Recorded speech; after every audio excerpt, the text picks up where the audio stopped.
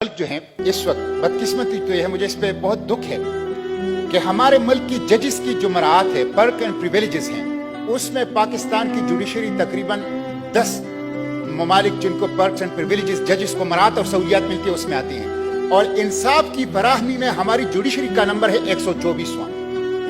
मुझे हैरत होती है, अफसोस की बात यह है कि जजिस की मराहत और सहूलियात में पाकिस्तान 5 और 10 पहले 10 ममालिक पे है दुनिया में, और इंसाफ की फराहमी में पाकिस्तान 124वीं नंबर पे है। मिस्टर चेयरमैन, हमारा जो ट्रांसपेरेंसी इंटरनेशनल है 2020 की जो सर्वे है, उसमें 180 ममालिक में हमारी जुडिशरी 120 नंबर पर आ गई है, और हमारी जजिस की तनख्वाहें इतनी ज्यादा हैं कि एक जज की पेंशन जो है वो 6 और 7 लाख है।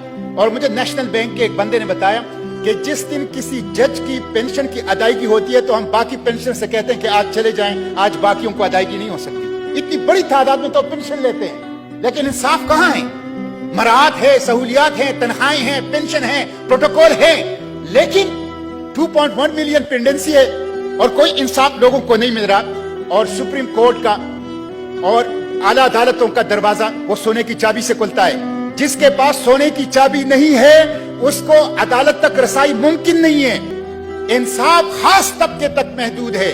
गरीब अवाम पाकिस्तान की अदालतों से, इंसाफ से वो महरूम है। मिस्टर चेयरमैन, जज साहिबान कहते हैं कि कोई सेक्रेट काव नहीं है, कोई सेक्रेट काव नहीं, कोई मुकद्दस गाय नहीं है। लेकिन मैं जज साहिबान से पूछता हूं, जब ये पेंडेंसी है, जब आप लोगों की कारकर्दगी ये है, तो क्या कंटेम्प्ट ऑफ कोर्ट की आड़ में आप लोग सेक्रेट काव तो नहीं बने हुए? कंटेम्प्ट ऑफ कोर्ट की आड़ में, तौहीन अदालत की आड़ में क्या हमारे आला अदलिया और हमारे जस्टिस साहिबान वो खुद सेक्रेट काव तो नहीं बने? अगर उनका कोई अकाउंटेबिलिटी का निजाम है, अगर कोई उनका खुद एहतसाबी का निजाम है, अगर उनके खुद कोई जायजा और परफॉर्मेंस को गेज करने का निजाम है, तो फिर 2.1 मिलियन मुकदमात पाकिस्तान की अदालतों में क्यों हैं? इसलिए मिस्टर चेयरमैन, ये एक बहुत बड़ा इशू है और मुझे तो हैरत है। मैं जज साहिबान से कहता हूँ, आप लोग सियासत में तो मुलविस होते हो, अब आए दिन वाकयात आते हैं, जैसे आज भी हमारे सेनेटर तारड़ साहब ने एक बात की।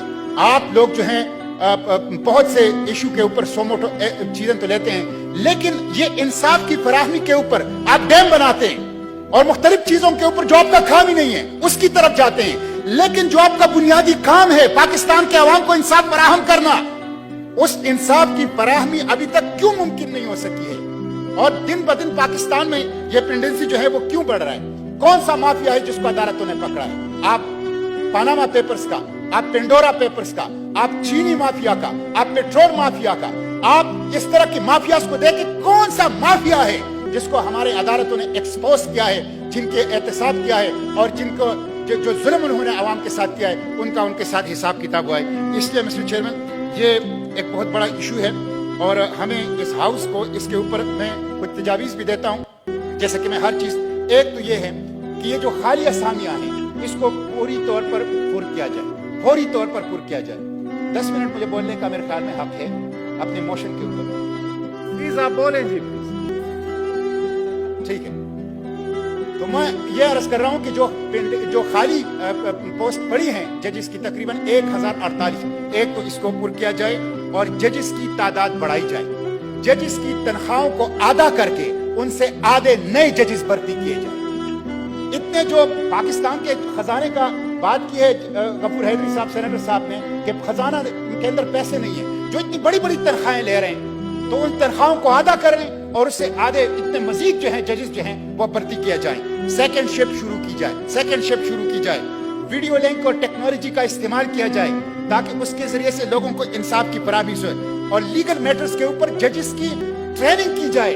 इतने कमजोर फैसले, खुद हमें उसका तजुर्बा होता है, मुशाहिदा होता है कि लीगल मैटर्स के ऊपर जजिस की गिरफ्त नहीं है। उनकी ट्रेनिंग लीगल मैटर्स के ऊपर ताकि बेहतर फैसले आए और कम वक्त में आए। और इसी तरह जो बार काउंसिल एक्ट है जिसमें वकला पेश नहीं होते, उसके लिए कोई तादाद मुतय्यन की जाए ताकि केसेस जो है वो प्रोलॉन्ग ना हो और इंसाफ की फराहमी से लोगों को उसको महरूम ना रखा जा सके।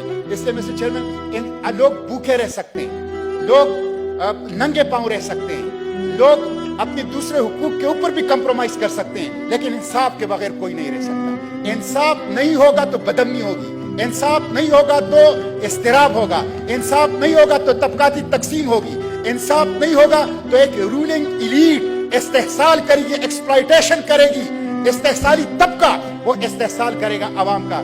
اس لیے انصاف کی فراہمی بنیادی چیز ہے، باقی چیزوں کا نمبر اس کے بعد آتا ہے۔ تو اس کے لیے ہمیں کولیکٹیولی کچھ ایفرٹس کرنی چاہیے تاکہ ہم اپنے عوام کو کم از کم انصاف فراہم کر سکیں۔ بہت شکریہ۔